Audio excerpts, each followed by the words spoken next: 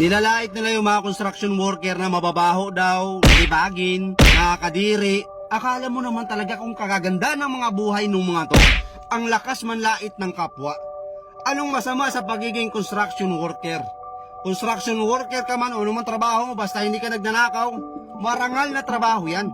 Ang hindi lang marangal, itong utak ng mga taong to na walang ibang laman kundi ang manlait ng kapwa na akala mo naman talaga ang gaganda ng mga buhay. Pati mukha, di ba? Kala mo kung sino maganda yung mga babae dyan? Hindi ko na lang ipangano dito yung mga mukha eh. Baka mamaya magsipagpalagan, mag-iyakan naman yung mga yan. Yung mga babaeng diring-diri sa mga construction worker na lagi na lang pinopost sa TikTok, kahit dito sa Facebook, na pass sa mga construction boy. Nakakadiri sila, ang babaho nila.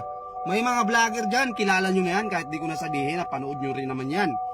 Grabe, diring-diri, wow ha. Eh di sana kayong gumawa ng mga bahay ninyo. Ayaw nyo pala eh. Nandidiri pala kayo sa mga construction worker. Kayong gumawa. Tingnan natin. Masyado kayong magagaling sa buhay eh. Ha? Baka yung mga magulang ninyo, baka yung trabaho niyan, kawatan yan. Ha? Baka yung pinapakain sa inyo ng mga magulang nyo, ang ganda ng trabaho ng mga magulang nyo, pero lakas naman mangawat. Ha? Ang lakas mangutong sa kaba ng taong bayan. Bato-bato sa langit. Lakas yung manlait sa mga construction worker, porkit ba nasa opisina kayo? Naka-aircon kayo? Hindi kayo naiinitan ng araw. Maganda yung mga uniform nyo. Kaya feeling nyo, ha? Kayo na yung pinakamayor dito sa mundo. Trabaho nyo na yung pinakamalupit. Lakas yung malait sa mga construction worker.